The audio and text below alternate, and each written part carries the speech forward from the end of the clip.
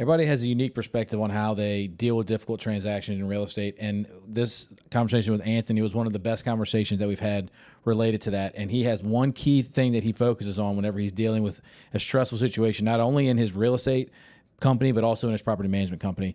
So if you want to know how Anthony solves problems, check out this conversation. I want to talk about the system that you operate in. And in the first segment, we talked about who you are, the type of areas that you cover in the real estate world, which is a lot. Sure. And that was a great conversation for anybody who didn't listen to it yet. But when it comes to how you operate your business, we've talked a lot about how you can create leverage and grow your organization and how that impacts your clients.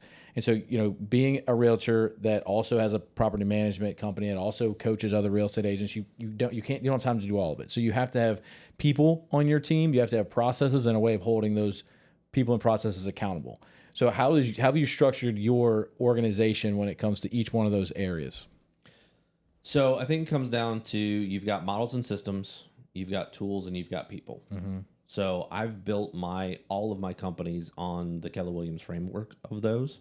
I think it's important that people understand the Millionaire Real Estate Agent book, the red one, that was written by Gary Keller, Jay Papasan, and Dave Jenks. It's a business book. It's not about just real estate. So taking that book, you could plug it into anything. Like, you guys should literally run it for this place, right? We require all of our attorneys when they onboard. Every new employee that comes into this organization has to read one of three books. That is one of the top 3 books you have to read, because you can take real estate agent out and plug anybody into there, and it makes sense. And our system, we've had this conversation so many times. I mean, I literally give every employee, like, you have to read the E-Myth, the Millionaire Real Estate Agent, and you need to read a book called Power of Consistency. Those are the 3 main books. Power of Consistency is about your personal growth, Millionaire Real Estate Agent, how we've grown and scale our business, and then the E-Myth is how you actually create systems and processes. Absolutely. So I think when you look at it, a lot of people, and again, we mentioned this earlier, people dive in to go do the thing because we mistake the activity for achievement. If I'm moving and I'm running really fast, I'm doing lots of things, then I'm successful because other people on the outside can see me moving. And they see me moving, they see me running fast, and oh my God, you're so busy. Well, the duck under the water is moving really fast, right? In order to be successful, you've got to take that pause and back up and do the head up versus head down part. You've got to look at your business and literally figure out where you want to go. And you've got to figure out the motivation of what you're doing. If you don't know that, it doesn't matter how hard you run and how fast you're going. You're going to burn out. And the difference between burnout and passion is you actually are enjoying what you're doing. Yeah. So to answer your question, how do you figure out the models, the systems, the tools, the people? You got to sit and think about it for a second. Yeah. And having that framework to go from is important. The other thing that I think a lot of people neglect to do is throw their ego out the door. Amen. So humility. If you're worried about how you're looking and all the things, and I spent a lot of times in my previous career of emergency medicine, like getting all of the credentials and taking all of the classes and having all the letters after my name. Like, I wanted to be the smartest guy in the room to be able to provide the best service. And as soon as I got with Keller Williams and I figured out that's the wrong room to be in, like, you need to not be the smartest person in the room, that's when everything started to change for me and scale. So as you're looking to bring people into your world, if your ego gets in the way, it is the biggest cost on your balance sheet. So you got to throw that out. You got to find people who are better than you. You got to find the people who are great at their thing and let them do it. And then you start to have success. The ego creeps in when all of a sudden you stop moving as fast as you were and you're focused on just the things that you're supposed to be focused on. And you realize it doesn't take nearly as long as you thought it did. And now you're not working as many hours. And then you try to re-justify. Oh, like, I make this money from this business. I should be doing all these other things and be busy and all. Like, people are going to start to question me. No.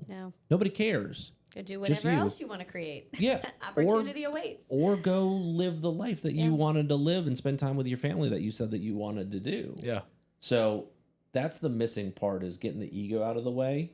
And a lot of business owners, like, that's what we coach around is, I need to get you out of your own way and let that person be amazing. Yeah. And you may grow them and they may leave.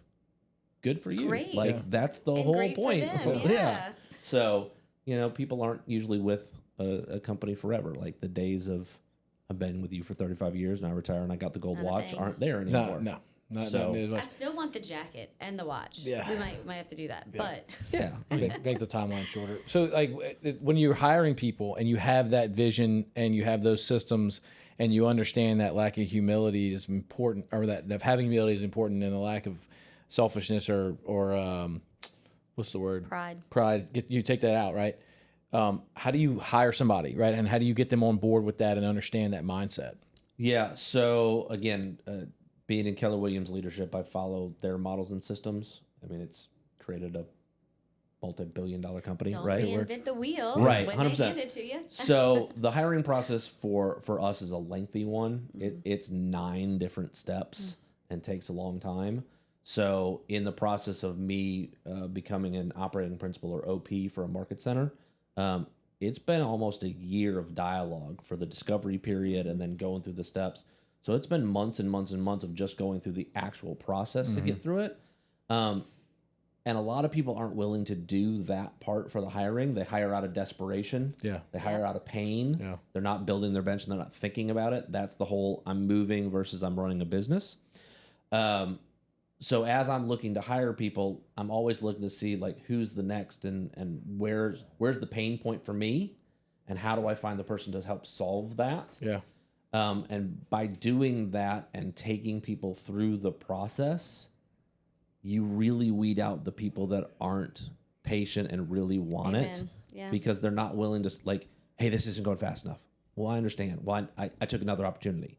Okay. They're not joining you for the right reason. They're joining you for a paycheck or whatever. Yeah. You want to make sure you get the right people in the boat. I'm So always preaching, like, don't make decisions out of fear.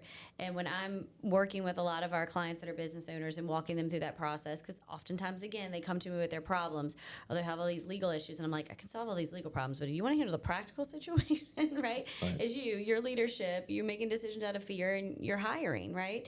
And that's one of the things is they're like, this needs to be faster. I'm going to lose somebody. Why? Because they're hiring in a fear-mongering situation, right? And so then they worried about losing somebody. If you lose them, that's probably the best thing for you because you're either not ready to lead them or they're not the right person to come into the organization. Absolutely. So like let the interview process be painful, please, because it'll get you the right people. So we talk about, so I'll tie it together. It's the same thing for hiring as it is for property management. So we have to talk to our owners often because they'll get impatient because they have notes on mortgages or whatever. And we tell them we can either screen hard and rent easy and have a fantastic experience for you for the next year, or we can screen easy and have rental be hard the whole time and let's be miserable together for 12 months. Unfortunately, we've been doing this long enough that we know we're going to choose hard on the front end, easy for the rest, because I'd rather you be a little grumpy that the process takes a little longer on the front end than we spend the next 12 months where you're upset with us that we have a terrible tenant, a terrible experience, lots of damage, etc. Makes total sense. Same thing with hiring. Take the time on the front end. Yep. And then I'm sure that you have a SOP built out for how you onboard and screen new employees and onboard and screen new tenants. And it's probably somewhat of a similar, if you look at it from a 30,000 foot level, you're making sure that these people have the, the background and systems or like the mindset in the right way to be able to impact your team and to be a good tenant and a good landlord probably too. Yeah. So again, that one's actually where I've failed in the past, and I got fussed at by Kaylin, my assistant property manager now, where I took on a property and I didn't do a good job of screening the property. So I jumped in and said, "Ooh, this is a really good opportunity," and it was a hard rental and getting it filled and all the things and. She said, we don't take them on unless I go look too, because I'm dealing with the day-to-day now, And that's right? when that pride goes and sits down real quick. 100%. He goes and he sits in the corner and goes, "Yes, ma'am." Yeah. So that's Isn't there a beauty behind leading someone into that position and them feeling empowered to come to you and say that and really owning their role? 100%. I get so freaking excited. I want somebody to tell me to sit down every freaking day. she's 21 years old. It's Wow. amazing. How great That's is that? It's amazing. Right. And so that, like, you're just starting her career for her. Like, that's the impact that we should wake up for But, every day. but in starting her in a career on the right path, so that she knows what good leadership is, because she might get another opportunity that she can take another step, but hopefully she goes into that next situation, and whenever she's interviewing, she can evaluate whether that leader has the right mindset too. Yeah, we don't need yes men and yes women. Yeah. Right. No. If I need somebody to tell me that I think I have a good idea, like I've got me for that. Like Yeah. the ego shows up Got me just for that. fine. Right. Every idea is brilliant. Yes, Right. entrepreneurs. 100%. Yeah. It's who we are. We need the people to go, hold on. Stop. Like Right. those, especially from y'all's standpoint, those 4 ideas are fantastic. Yeah. 2 of them are not legal, so we're gonna throw those right out. Right.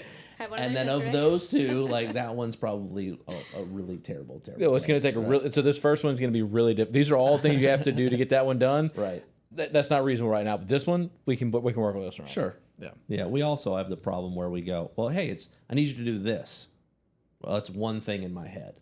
Well, it has 172 steps. Yeah. My bad. Like I didn't think about all that. Yeah, but the end goal makes total sense, right? Right. Yeah. It's totally fine. Is it done yet? No? Okay, cool.